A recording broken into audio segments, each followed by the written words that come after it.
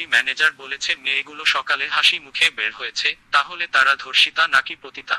ধর্ষক ছেলে শাফাত আহমেদকে বাঁচাতে এবার নতুন বক্তব্য নিয়ে হাজির হয়েছেন আপন জুয়েলার্সের মালিক দিলদার আহমেদ সেলিম। হোটেল রেইনট্রিতে বিশ্ববিদ্যালয়ের দুই ছাত্রীকে রাতভর অস্ত্রের মুখে গণধর্ষণের বিষয়টা বেমালুম অস্বীকার করে উল্টো এ ঘটনাটিকে সাজানো বলে পাল্টা অভিযোগ করেছেন এই স্বর্ণ ব্যবসায়ী। তিনি দাবি করেছেন, আমার চিটার পুত্রবধূ পিয়াসা এই ধর্ষণের নাটক সাজিয়েছে। দিলদার আহমেদ দাবি করেন, আমার ছেলে না বুঝে পিয়াসাকে বিয়ে করে ফেলেছিল। পিয়াসা এই শহরের অনেক প্রভাবশালী রক্ষিতা ছিল। একটা রক্ষিতা মেয়েকে আমি কি বউ বানাতে পারি? আমি একটা গরিব মেয়েকে আমার ছেলের বউ বানাতে পারি? আমার এ কথাগুলো আপনারা সাংবাদিকরা যাচাই করেন, এটা সঠিক কিনা। ছেলের ধর্ষণের বিষয়টার চেয়ে তার সাবেক পুত্রবধূর উপরই বেশি রাগটা জারলেন এই স্বর্ণ ব্যবসায়ী। তিনি বলেন, আমার কাছে আরেকটা ডকুমেন্টস আছে। সে পিয়াসা এশিয়ান টিভি ডাইরেক্টর বলে পরিচয় দিত। সে ভুয়া ডাইরেক্টর। সে ভুয়া ডাইরেক্টরের কার্ড ছাপিয়ে মানুষের সাথে প্রতারণা করত। ভিডিওটি দেখ ম্যানেজার বলছে মেয়েগুলো নাকি সকালে হাসি মুখে সেখানে থেকে বের হয়েছে।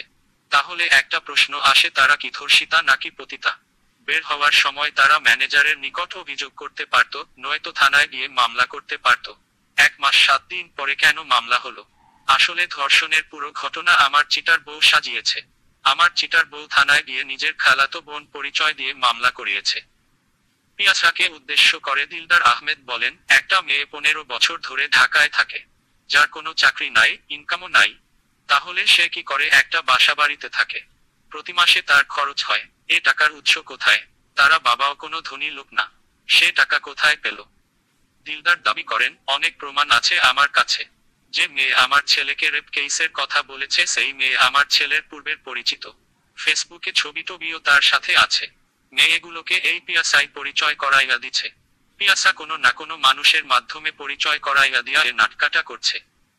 আমি বলবো, এরা তো জঙ্গি না, এরা হচ্ছে বড় লোকের ছেলে। এদের কি রেপ করা লাগে? এমন মন্তব্য করেন এই স্বর্ণ ব্যবসায়ী। ভিকটিমদের উদ্দেশ্য করে দিলদার বলেন, তুমি সারা রাত হোটেলে থাক, তোমার অভিভাবক নাই। বাবার কাছে ও গিয়া বললা না, মা কাছে ও বললা না, আমাদের ধর্ষণ করা হয়েছে।